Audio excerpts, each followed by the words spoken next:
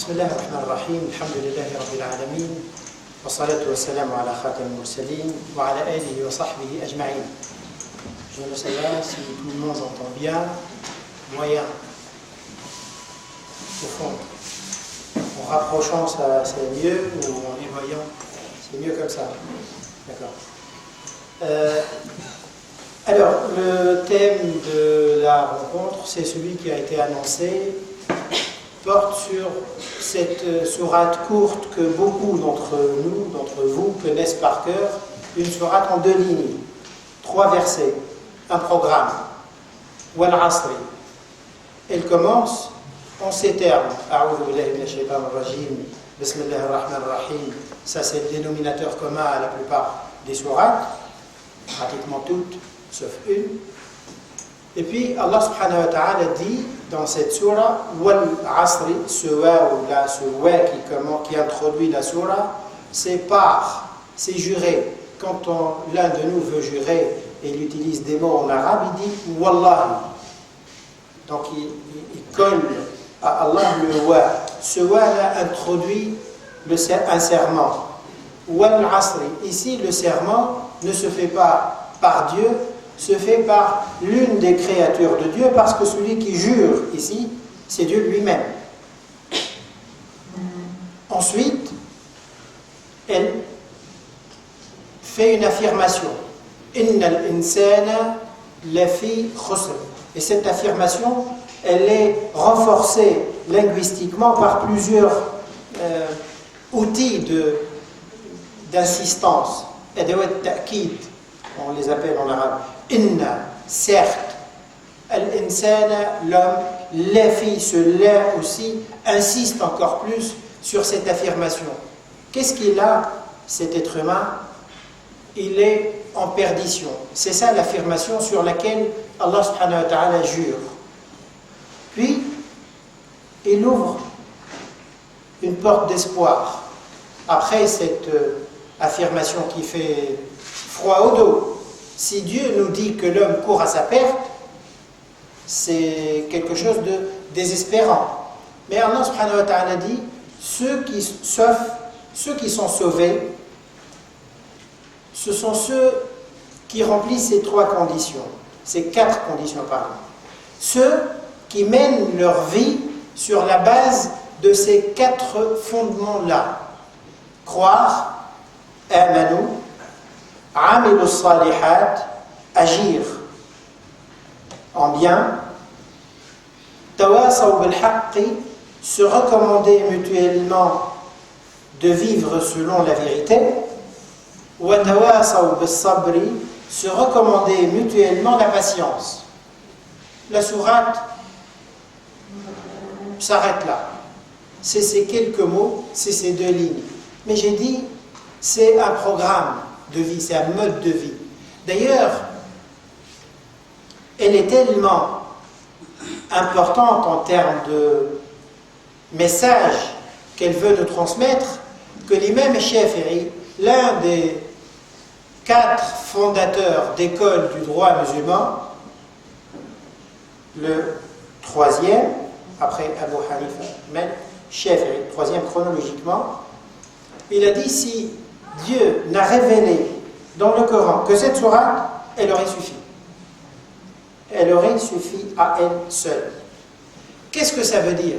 Ça veut dire que là, dans cette sourate, on a le Coran zippé, compressé, comme les fichiers zip là. Vous voyez?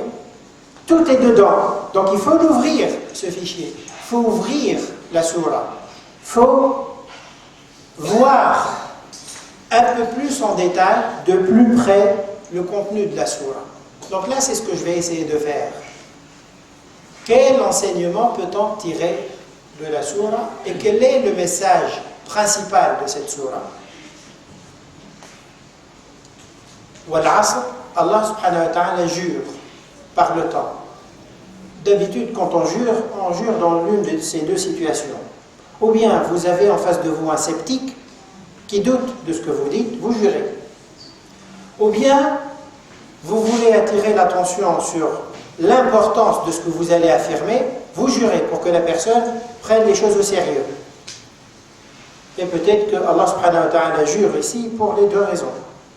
Parce que l'être humain qui est en face de Dieu, eh ben, par sa faiblesse, peut douter, même de Dieu. Et peut le nier, il y en a qui le nient. Mais peut douter de ses promesses, de ce qu'il dit. Il doute dans quel sens? Pas forcément d'une manière volontaire, au sens premier du mot doute. Non, on entend, mais on fait comme si c'était autre chose. Il nous parle de quelque chose de sérieux, mais très vite on l'oublie et on passe à autre chose. Donc c'est comme si on l'oublie. Et puis d'un autre côté, Allah subhanahu wa ta'ala jure ici pour marquer nos esprits que ce qu'il va dire est capital, est important. Par quoi il jure? Par l'une de ses créatures. Dans le Coran, les sourates qui commencent par wa comme wal fajri, wal tini, wal shamsi, wal layli, wal duha, toutes ces sourates-là commencent par un serment. Ce wa, quelque chose, un mot, c'est que Allah subhanahu wa ta'ala jure par le mot qui est cité tout de suite après.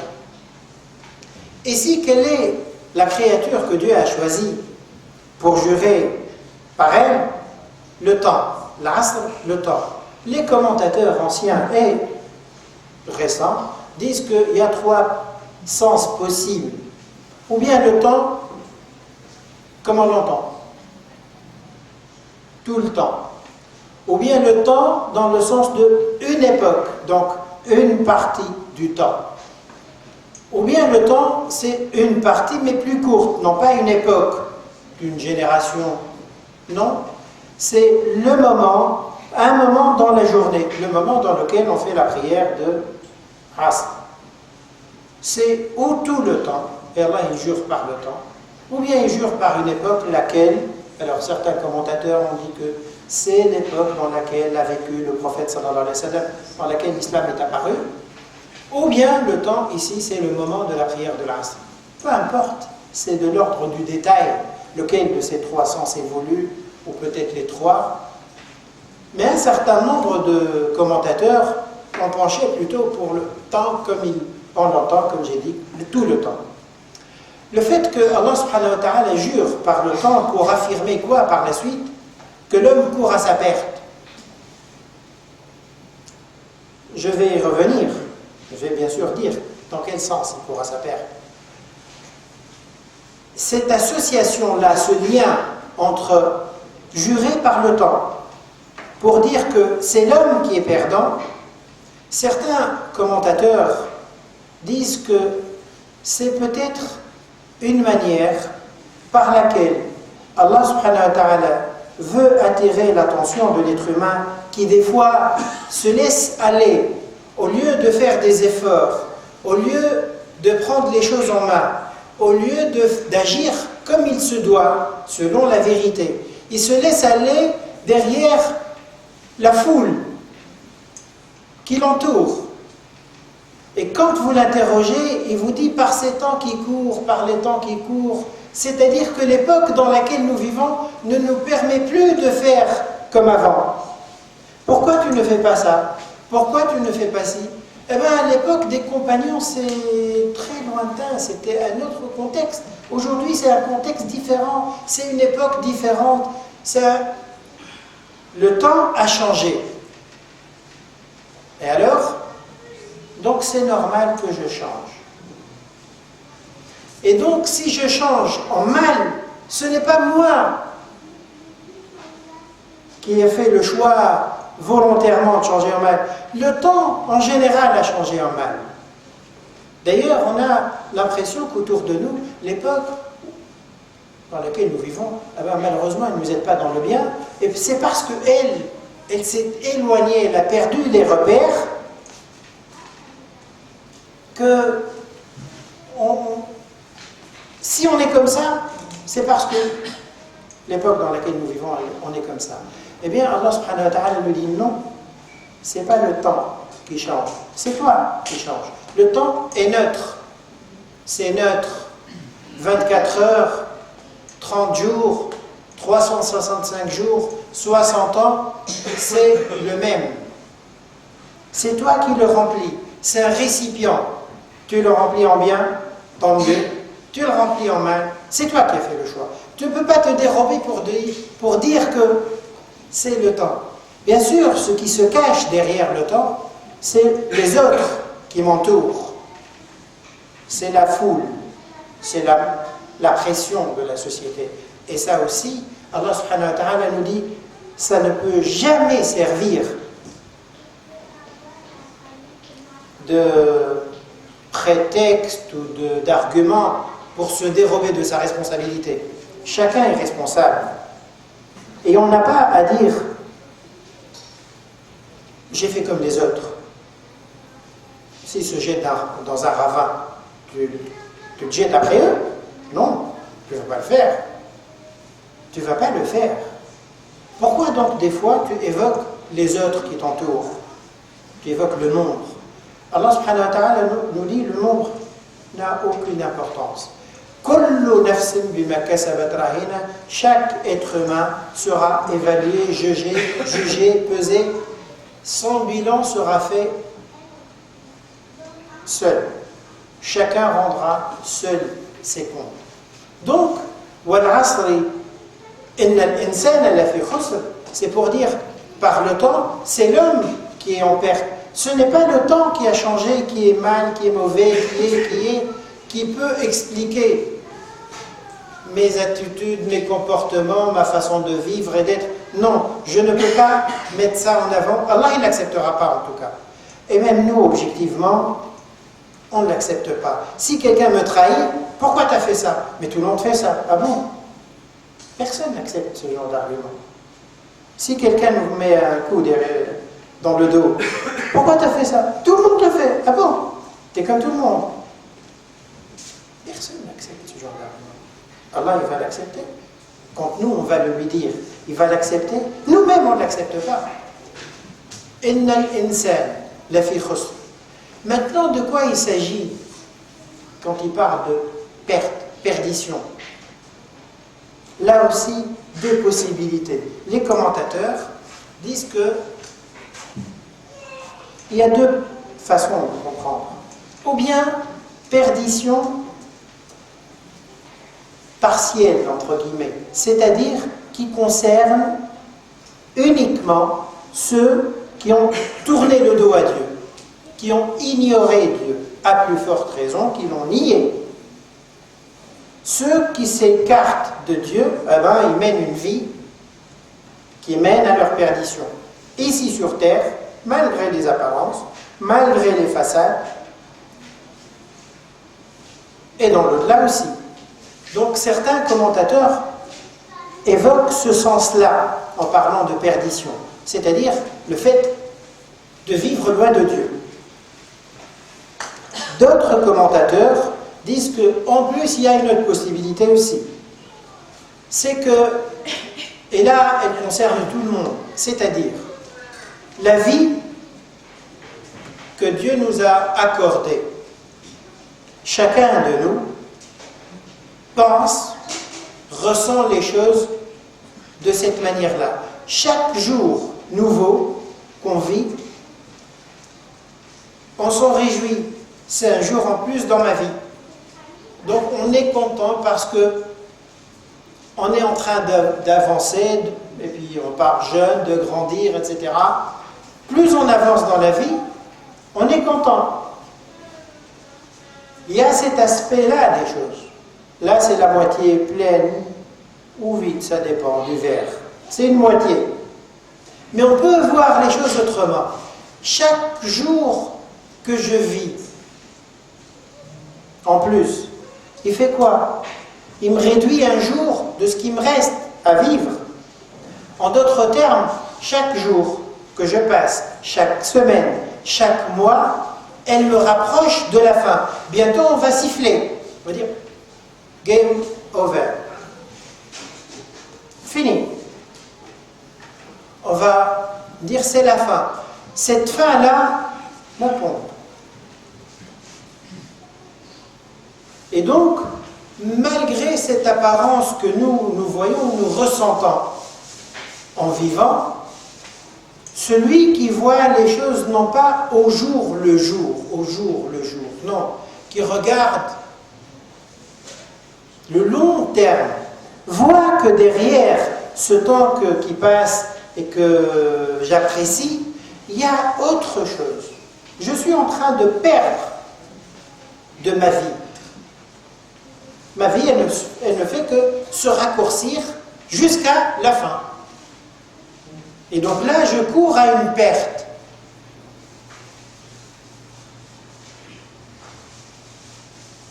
Mais Dieu nous dit, oui, c'est ça la perte, sauf une catégorie. C'est-à-dire celui qui passe, mais on peut dire aussi autre chose. Quand on arrive à la fin, le croyant, lui aussi, il arrive à la fin, il trouve que c'est fini. La vie, elle est derrière lui. Oui, sauf que le croyant, par sa foi, par sa croyance, par sa vision qu'il avait des choses, par sa façon de vivre, qu'est-ce qu'il a fait? Lorsqu'il arrive à la fin, il va avoir un sentiment qui ressemble un tout petit peu à n'importe quel être humain, même un non-croyant. Il va avoir ce sentiment que la vie est finie. Mais à côté de ce sentiment, il va avoir un autre sentiment, qu'il y a une étape qui est finie. La vie va commencer maintenant. Ça me rappelle la réaction d'un savant que beaucoup connaissent de nom. Il a vécu il y a 1000 ans, qui s'appelle Abu Hamid al-Ghazali. Abu Hamid al-Ghazali. Il a vécu 55 ans. Abu Hamid al-Ghazali a vécu 55 années.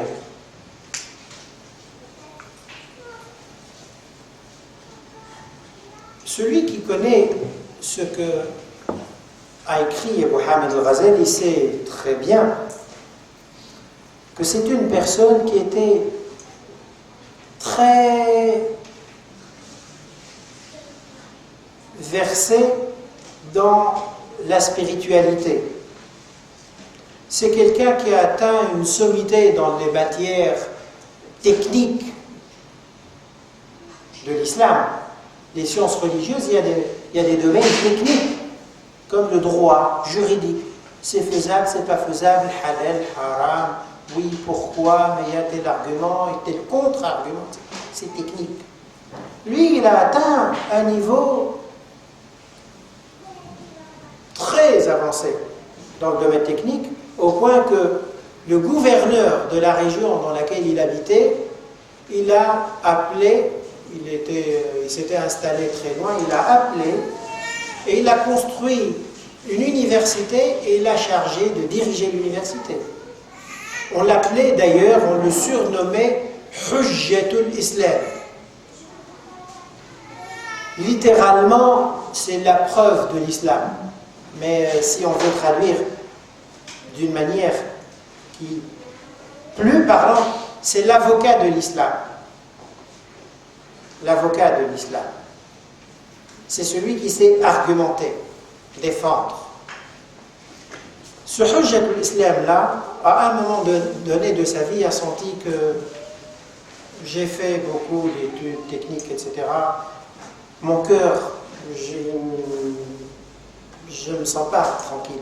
Pas son cœur, le battement, non, son état spirituel. Et donc il s'est penché sur ce domaine-là. Il a écrit plusieurs livres dans ce domaine. Le plus connu, c'est Ihya Ulumuddin, Réunification des sciences de la religion, en 4 volumes. Abu Hamid al-Ghazali, rahimahullah,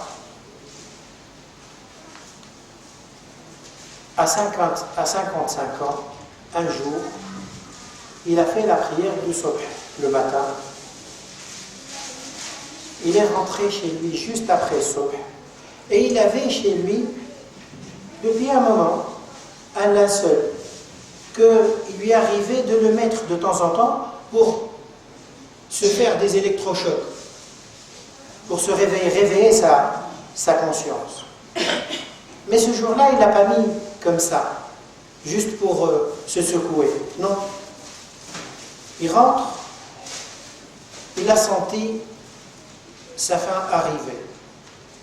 Il va chercher son linceul, il s'allonge, il l'entoure, il s'entoure du linceul, et il s'allonge, et il dit « Marhaban bid-dukhouli ala al-malik » dit « Là, je vais aller rencontrer le roi. » Et il part.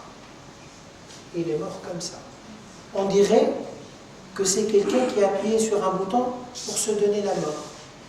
Mais ce n'est pas un bouton. Il a senti la mort arriver, et ça s'est passé comme ça. Ce n'est pas des contes de fées, c'est la réalité.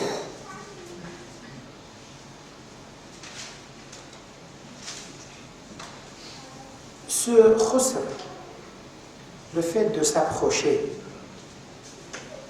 j'ai dit la différence entre celui qui avance les yeux fermés ne sachant pas où il va, il se réveille entre guillemets par une secousse, nez à nez avec la faim. Mais celui qui sait, qui connaît ce chemin, qui connaît cette vie, et que c'est un échauffement pour une autre vie, la vraie, eh bien, quand il s'approche et il se rend compte que celle-ci est terminée, il n'a pas une amertume parce que j'ai terminé. Il a un sentiment que, alhamdoulilah, j'espère qu'Allah m'accueille par sa miséricorde et qu'il me donne ce que je n'ai pas pu avoir sur cette terre. Et qu'il me pardonne ce que j'ai pu faire comme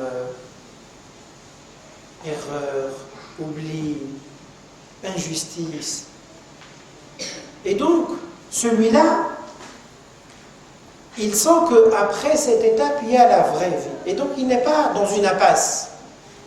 Il n'est pas dans l'impasse. Celui qui passe cette vie-là, quand on voit autour de nous, il y a des gens qui la passent du matin au soir, jour, semaine après semaine, mois après mois, à faire quoi? À courir toujours. Après quoi? Après une pièce de monnaie qui tourne, qui ronde comme ça. Et donc, ils courent, et eux aussi. Ils courent toujours après quoi? Après plus d'argent, plus d'argent, plus d'argent, plus d'argent. Pour faire quoi? Ah ben, pour vivre. Vivre bien. Quand il arrive à la fin, il dit d'accord. Maintenant, ma vie, elle est finie. Mais moi, je l'ai passée après cette course-là. Elle vaut d'être dépensée uniquement comme ça, d'avoir en contrepartie une quantité d'argent. D'ailleurs, je vais passer et elle va rester. Quand on arrive à la douane, elle ne viendra pas avec moi. Elle reste. Et moi, je passe. D'autres passent leur vie à courir après autre chose, une gloire personnelle. Il y en a qui sont prêts à tuer un peuple entier pour qu'il reste, lui, le leader du pays, le président, sur une montagne de ruines. Pas de problème. Il n'y a pas de problème. Il y en a, chacun passe sa vie à courir après quelque chose. Quand on arrive à la fin, Sayyidina Ali, Ali ibn Abi Talib, le cousin du prophète sallallahu alayhi wa sallam, il dit la seule chose, la seule, qui mérite d'être la monnaie contre laquelle tu échanges ta vie, c'est l'autre. C'est le paradis. La seule chose qui a de la valeur contre laquelle tu fais un échange avec ta vie, eh bien c'est le paradis. Toute autre chose pour laquelle tu dépenses ta vie, c'est une perte. C'est une perte. Et c'est dans ce sens-là que Inna al-insana lafi khusr. Ensuite, Allah subhanahu wa ta'ala nous dit que cette affirmation-là, qui s'applique à tous, sauf ceux qui font un choix clair de mener leur vie autrement.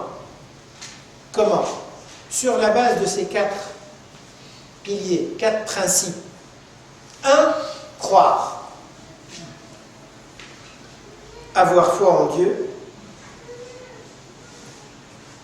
avoir foi en lui, en sa parole, en sa révélation. C'est-à-dire que Allah subhanahu wa ta'ala, c'est pas juste un machiniste qui a créé cet univers et qui l'a laissé se balader tout seul. Non. Il n'a pas mis aussi en mode automatique et il tourne tout seul. Non. Il est là toujours. Kulla yawmin huwa fi sha'n. Il est toujours là à veiller et accompagner sur cette créature. Et la créature en question, c'est pas vous et moi, nous, c'est pas les 7 milliards de la planète, c'est même pas notre planète, c'est même pas notre galaxie, c'est les milliards de boules comme la nôtre qui se baladent dans la nature. C'est des milliards de milliards. Et ils veillent sur tout ça. Nous, pour nous, la vie se réduit là. Je ne parle pas est-ce qu'il y a une vie sur notre planète ou non. C'est un débat futile, ça. Ça ne sert à rien. Du moins pour nous, et dans l'immédiat. Mais je parle de l'étendue presque sans fin de l'univers. Il veille sur tout ça. Croire en lui, mais non pas croire en lui comme un être créateur puissant qui a lancé la vie et c'est tout. Non, il parle à ses créatures. Il a parlé à ses créatures. Comment? À travers la révélation. Il a choisi toujours un porte-parole. À qui il a transmis? Il lui a dit, tu transmets à tes semblables. Pourquoi? Pour nous donner la meilleure manière de mener ce passage sur terre. La meilleure façon. Et pour nous, et pour les autres, et pour nos semblables. Premier pilier, croire. Pourquoi Allah subhanahu wa ta'ala a-t-il commencé par croire? Il n'a pas mis agir en bien, par exemple, amilu salihat, il n'a pas mis autre chose. Pourquoi il a commencé par la foi? Parce que quand on regarde dans notre vie de tous les jours, chacun de nous agit en fonction d'un ensemble d'idées qu'il a. Nous avons chacun un ensemble de notions, de concepts, d'informations, et c'est sur la base de ces informations que nous agissons. C'est-à-dire, quand l'un de nous pense que telle ou telle chose, elle est bien, il va tout faire pour y arriver, pour la faire. Quand il pense qu'elle n'a pas d'importance, il fera un effort pour l'avoir? Non. Donc, on agit selon ce que nous avons dans nos têtes, dans notre conscience comme logiciel, entre guillemets, comme ensemble de principes, d'idées, de croyances, de valeurs, etc. On n'agit pas comme ça. Ce qui nous pousse à agir, c'est comme j'ai dit, d'abord une idée. Ensuite, bien sûr, il y a une motivation. Je sais que ça c'est bien. Et puis ensuite, j'ai envie de le faire. Et c'est la raison pour laquelle, d'ailleurs, quand Allah subhanahu wa ta'ala a envoyé les prophètes, alayhim salam, tous les prophètes, sans exception, par quoi ils ont commencé le changement dans leur société? Ils ne sont pas dit, alors, je vais devenir riche, puis après, les gens vont voir que j'ai de l'importance, ils vont m'écouter et je vais les influencer. Ils ne sont pas dit, je vais rassembler une 50aine de personnes autour de moi, on va casser les statues qui sont autour de la Kaaba, et puis les gens réaliseront qu'il y a quelque chose, et peut-être réaliseront que ces statues ne se sont pas défendues, je les ai cassées, elles n'ont rien fait. Donc peut-être, ça va les réveiller. Non. Ils n'ont pas procédé de cette manière-là. Tous les prophètes, alayhi salam, ont commencé par un point de départ commun.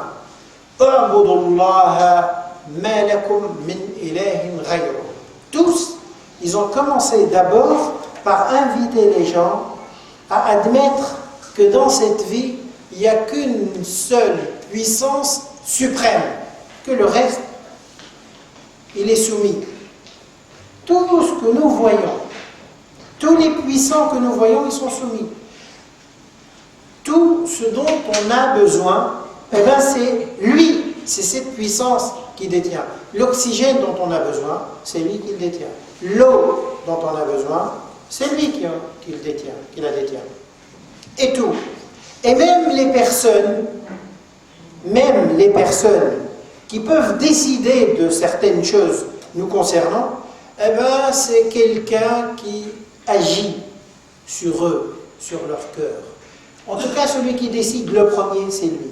Entre parenthèses, je cite une anecdote, c'est vraiment à titre anecdotique, mais c'est pour montrer que c'est lui le maître. Il y a un médecin américain qui était athée et qui a fini par se convertir à l'islam. Et un jour, dans son témoignage, il raconte comment il est arrivé à l'islam. Il a dit qu'il a eu une petite fille, un bébé, qui est né avec une maladie très grave. Lui, il dit qu'avec cette maladie, l'enfant ne vit pas longtemps, il finit par mourir. Les seules possibilités médicales, c'est que, je ne sais pas quelle est, je ne suis pas médecin, je ne sais pas quelle est, vous demandez au docteur Rachid tout à l'heure, il dit, le seul recours médical qu'il y a, c'est de l'opérer pour le cœur, mais en tout cas, ça ne fait que repousser un peu de temps l'échéance de la mort. Et donc, au bout d'un certain temps, les médecins qui l'ont examiné lui disent « Maintenant, il faut l'opérer ». Et il accepte, il se résigne. Quand elle est rentrée dans le bloc opératoire, il a dit « Je suis resté pas loin, j'attendais ». Et il ne supportait pas cette attente, il était très affecté, très agité. Il a dit, j'ai senti que dans cette situation, ni mes collègues, ni personne ne peut m'aider en quoi que ce soit. On va faire ce qu'il y a à faire, mais vraiment je n'attends d'aide de personne. S'il y a quelque chose, s'il y a un Dieu, s'il y avait un Dieu, peut-être que Dieu peut faire quelque chose, mais techniquement, logiquement, je ne vois aucune aide. Et donc il a dit, quand cette idée m'a traversé l'esprit, j'ai décidé de m'adresser à lui. Et il a dit, j'ai fait une invocation de sceptique. Il a appelé comme ça, une prière d'un sceptique, c'est-à-dire quelqu'un qui ne croit pas. Et il a dit, j'ai dit, Dieu, si tu existes bien, guéris ma fille. Et j'ai répété cette invocation. Si tu existes, guéris-la. Et si elle est guérie, je ferai tout ce que je peux pour trouver la bonne religion par laquelle je me rapproche de toi. Il dit, 1h30 environ plus tard, on l'a appelé, ses collègues lui ont dit, il a vu qu'ils avaient l'air détendus, alors ils lui ont dit, elle ne va pas mourir. Elle va un peu mieux, mais en tout cas, elle ne va pas mourir. Pourtant, pour lui, pour eux, c'est une maladie qui conduit à la mort, nécessairement. Ils lui ont dit, elle ne va pas mourir. Comment? Il dit, on ne sait pas. Vraiment, on ne sait pas. Mais en tout cas, on sait qu'elle ne va pas mourir. Les analyses, les examens d'avant l'opération, après l'opération, étaient diamétralement opposés. Ce qu'elle présentait avant l'opération comme symptômes ou cause de la maladie ne sont plus là. Il a dit, quand ils m'ont dit que on ne sait pas pourquoi, dans ma tête j'ai ma petite idée. Je pense savoir. C'est que peut-être il m'a entendu. Et donc peut-être il existe.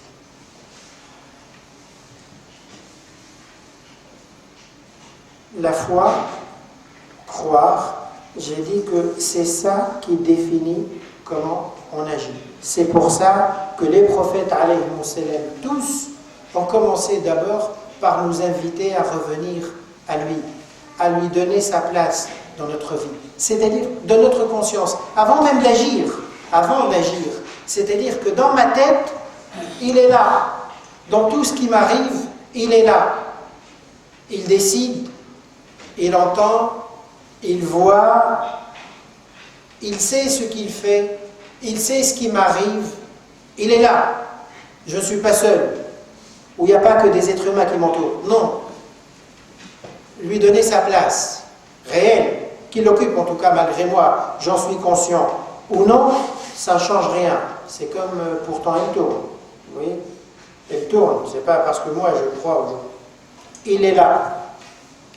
C'est donc le point de départ par lequel les prophètes alayhi salam ont commencé à inviter leur peuple, tous, à renouer d'abord avec Dieu. Parce que c'est ça le début de tout changement réel. Ensuite, la foi en Dieu n'est pas juste quelques affirmations, c'est pas de 3 mots. Non. C'est une lumière. C'est une lumière. Alors dans le Coran, il dit, en parlant du prophète sallallahu alayhi wa sallam, qu'est-ce qu'il fait le prophète? Il fait sortir les gens des ténèbres vers la lumière. Imaginez qu'il y a 2 salles. Une salle, pas de lumière, une salle à côté avec éclairée. Dans la salle où il n'y a pas de lumière, d'après vous, imaginez une coupure électrique maintenant. Qu'est-ce qui va se passer? Assis comme ça, d'abord on ne va pas bouger, par peur de faire des accidents. Sauf si on entend un bruit, on ne comprend rien, là on va s'agiter dans tous les sens. Quand on bouge, on agit, on marche sans lumière, qu'est-ce qu'on fait? On ne sait pas ce qu'on fait. On ne sait pas dans quel sens. On n'a pas d'objectif, on n'a pas de direction, pas de repère, rien. Eh bien, Allah subhanahu wa ta'ala fait sortir l'être humain par la foi d'une salle noire vers une salle éclairée. Mais non, vous le mettez, et la nous. Parce que la lumière, c'est aussi une connaissance, c'est comme le savoir. Quelqu'un qui ne sait pas quelque chose, il se comporte spontanément. Il peut se faire mal sans savoir. Mais quelqu'un qui sait, eh ben non, il fait attention. Cette foi en Dieu, le premier pilier, c'est une lumière. Et une lumière, son rôle, c'est d'éclairer. Elle éclaire une pièce. Et quand elle est dans une pièce, il y a des fenêtres dans la pièce, on ne peut pas ne pas voir la lumière de l'extérieur. Et la foi aussi. La foi, celui qui la porte, on ne peut pas ne pas voir les effets de la foi. De loin. De loin, on voit les effets. C'est quoi ces effets? وَعَمِلُوا الصَّالِحَاتِ. Le deuxième pilier. Agir en bien.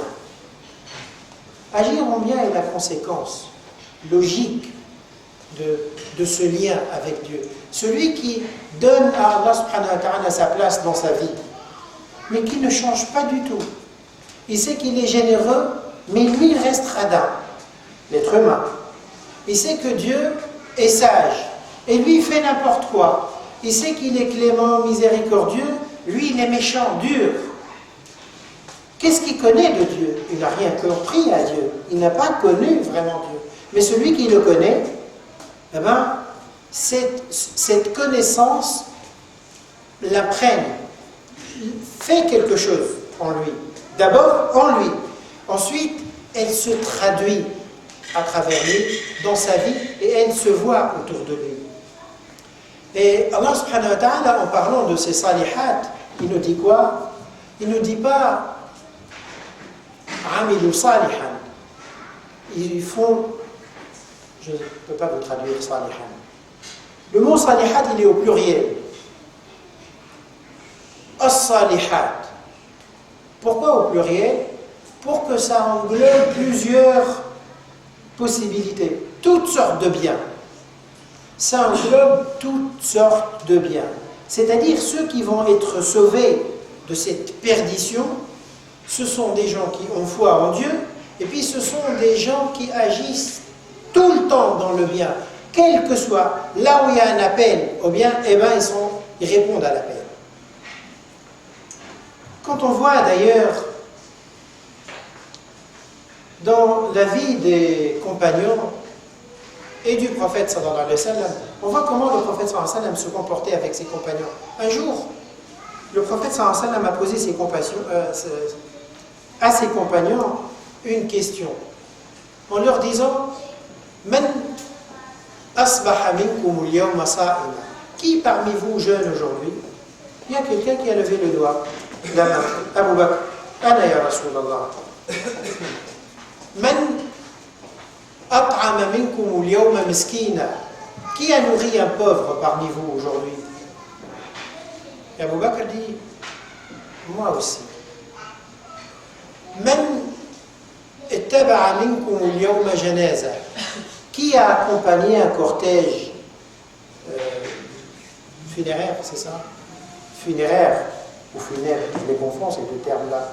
Mon dictionnaire à moi, il est greffé, donc il n'est pas natif. Abu Bakr radhiyallahu anhu lève la main et dit moi. Et le prophète sallallahu alayhi wa sallam pose une quatrième question. وَمَنْ عَادَ مِنْكُمُ الْيَوْمَ مَرِيضًا. Et qui parmi vous est allé rendre visite à un malade? Abu Bakr radhiyallahu anhu dit moi ya Rasulallah. Et là le prophète sallallahu alayhi wa sallam conclut en disant Walladhi nafsi biyadeh, je jure par celui qui tient mon âme dans sa main, ces qualités-là, lorsqu'elles se réunissent en une personne, le même jour, elles lui font mériter le paradis.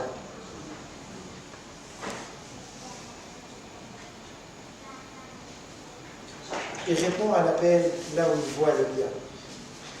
Un autre jour, le prophète sallallahu alayhi wa sallam avait dit Man kana min ahli as-salah nudiya min bab as-salah. Celui qui dans la vie faisait partie des gens qui priaient beaucoup. Bien sûr, il ne s'agit pas des 5 obligatoires, non, il s'agit d'autres prières. Celui qui faisait partie dans la vie des gens qui priaient beaucoup sera appelé le jour du jugement à entrer au paradis par la porte de la prière.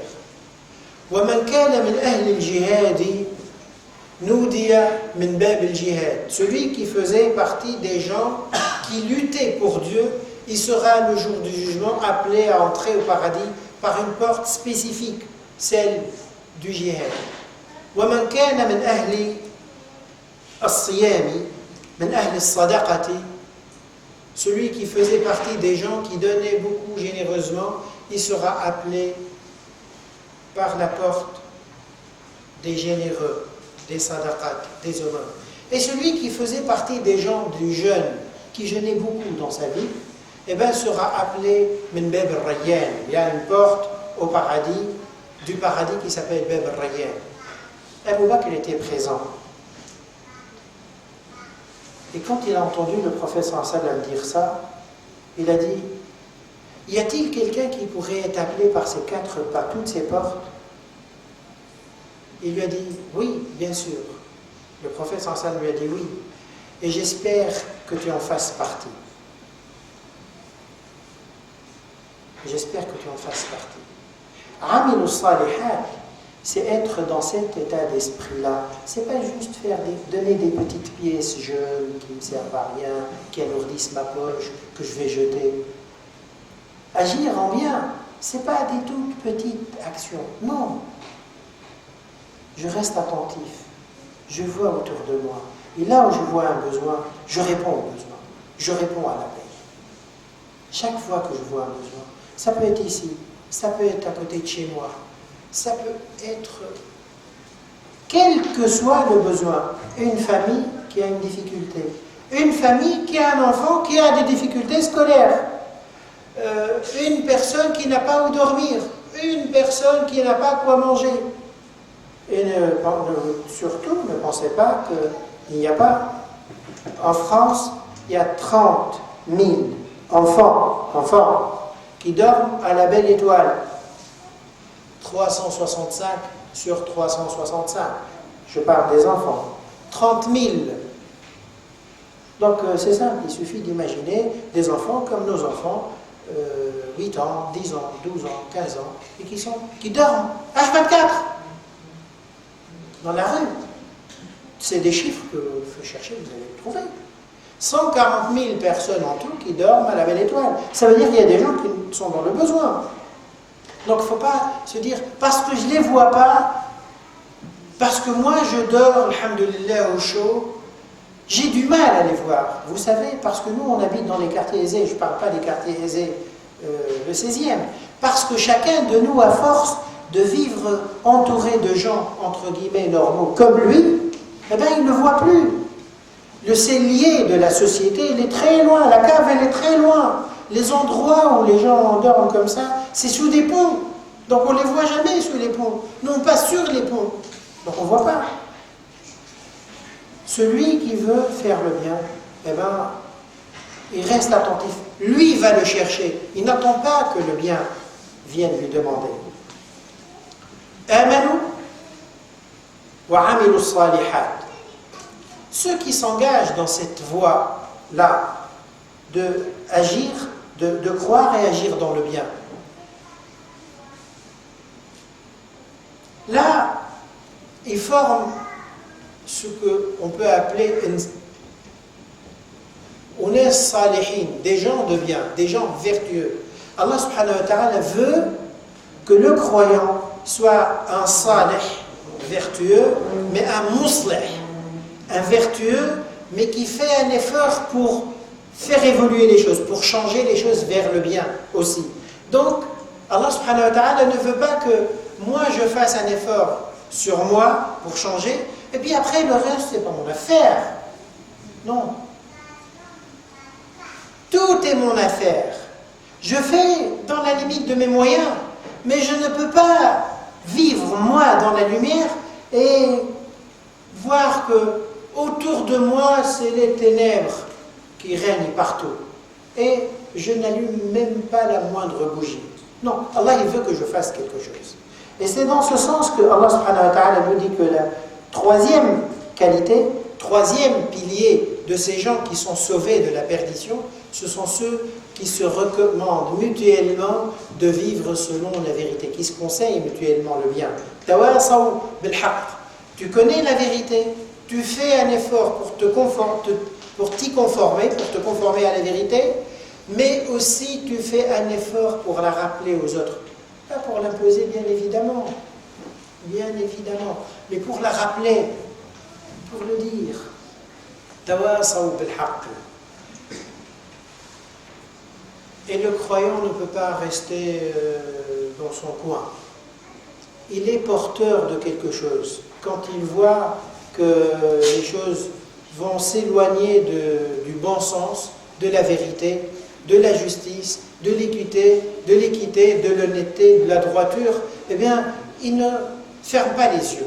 Il fait ce qu'il peut pour corriger. Et puis, ils se recommandent mutuellement entre eux aussi, pour se renforcer les uns les autres. Parce qu'il y a un effet d'usure sur l'individu qui fait qu'on peut, dans un temps, on est conscient, on agit dans le bien et puis on s'éloigne sans se rendre compte. Et dernier pilier, watawasaw bis-sabr, et qui se recommande mutuellement la patience. Pourquoi? Eh bien parce que rester accroché à cette voie de la vérité n'est pas facile. Ce n'est pas facile.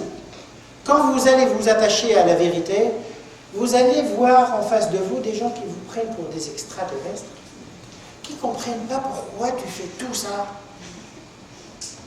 Mais tu fais trop. Tu fais trop. Oui, je fais ma part et la tienne. Tu fais trop. Trop par rapport à quoi? Par rapport à qui? Où est la norme? Le curseur, c'est qui le fixe? C'est moi, c'est toi, c'est lui. Qui fixe ce curseur? Qui le positionne? Je fais trop par rapport à quoi? Si la société, là, elle tourne le dos, elle va dans l'autre sens, et que vous me voyez rouler dans une autre voie, et ça vous paraît une voie de fou, alors vous revoient les choses. Et pour pouvoir tenir, on est obligé de se recommander mutuellement d'être patient. Sinon, on s'use. On finit par craquer. On finit par se poser des questions. On finit par se poser des questions. Dernière remarque, très importante, par laquelle je conclurai cette sourate, c'est que quand on regarde, quand on réfléchit un peu sur cette sourate, on voit que Allah subhanahu wa ta'ala au début dit que l'homme est en perdition. Quand il dit sauf ce, il ne dit pas sauf celui, il dit sauf ce, au pluriel. Il ne dit pas l'homme est en perdition sauf celui qui croit, qui agit en bien, qui recommande la vérité, recommande la patience. Non, sauf ceux. Pourquoi ce pluriel-là? C'est que Allah subhanahu wa ta'ala veut nous dire indirectement que cette voie du bien, tu ne peux pas la faire tout seul. Tu ne peux pas y aller tout seul. Si tu marches tout seul, tu vas vivre selon la vérité seul, mais dans un environnement qui vit selon une autre logique. Et cet environnement-là va finir par t'user, va avoir le dessus sur toi. Donc si tu veux vraiment avancer, si tu veux tenir, tu es obligé de créer un environnement, un mini-environnement autour de toi qui voit les choses comme toi, qui vit comme toi, pour t'entraider avec lui, de telle sorte que vous pouvez foncer. Ceux qui vont faire le Hajj, des fois ils établissent des plans pour pouvoir arriver à toucher la pierre noire. Et ils se disent, dans la marée humaine qui fait le tour de la Kaaba, qu'est-ce qu'on fait? Si je suis seul, je ne peux pas. Donc, on va se mettre dans un petit groupe. Alors, il y en a qui utilisent la force du groupe pour bousculer les autres, et il y en a qui avancent. C'est une force tranquille. Qui avance tranquillement. Le groupe fait quelque chose. Ce groupe protège. Et on ne peut pas, si vous me retenez de cette présentation-là, de cet exposé-là, que ce point, on ne peut pas rester proche de Dieu, fidèle à ce qu'il veut, à ce qu'il attend de nous. Si on est seul dans notre coin, si on retient ça, alhamdoulilah, on ne peut pas. Il faut qu'on s'épaule les uns les autres, des gens qui sont dans la même logique, dans la même démarche, qu'on s'entraide les uns les autres. Et donc, comment on fait? Où on crée cet environnement où je vais me raccrocher à ceux qui sont comme moi. Je n'ai plus de liens avec eux parce que je sens qu'on s'entraide les uns les autres. Ça ne veut pas dire que je vais vivre dans une grotte et je vais rompre les ponts et les liens avec les autres. Non, je vais toujours vivre avec les autres. Je vais toujours vivre avec les autres. Mais je fais des liens privilégiés avec des gens qui me tirent vers le haut, qui me permettent d'avancer vers Dieu, qui me permettent de cheminer. Parce que Allah subhanahu wa ta'ala m'a dit que tu ne pourras pas avancer seul. L'islam, Sayyidina Omar radiyallahu anhu disait l'islam bila jama'a. Il n'y a pas d'islam réellement s'il n'est pas vécu en groupe. On va vous dire attention au communautarisme. Attention au communautarisme. Il faut savoir une chose, c'est que les mots, c'est des armes. Il y a des gens qui tuent par des balles, il y a des gens qui tuent par des mots. Quand il veut te faire fuir de quelque chose, il dit « Attention !» Aujourd'hui, l'islam, c'est l'islamisme, c'est l'intégrisme. Donc ça sent le soufre. Dès qu'on commence à s'intéresser, on dit « Je veux bien, mais oh là là, c'est vraiment, ça fait peur, c'est diabolisé, on ne sait pas. » Il ne faut pas se laisser impressionner par des mots. Il faut prendre le recul, analyser, se dire Dieu me dit, tu ne peux pas t'approcher de moi, de lui, cheminer tout seul, tu as besoin de te rapprocher, encore une fois, sans te couper, sans rompre les liens, mais en sachant faire la part des choses. Il y a des liens spontanés que l'environnement m'a mis dedans, parce que pour les raisons professionnelles, voisinage, mais des liens que je choisis parce qu'ils m'apportent des calories, entre guillemets, m'apportent des vitamines, me permettent de me rapprocher d'Allah subhanahu wa ta'ala. Qu'Allah subhanahu wa ta'ala nous aide à nous rapprocher de lui et rester constant dans ce cheminement qui nous mène vers lui.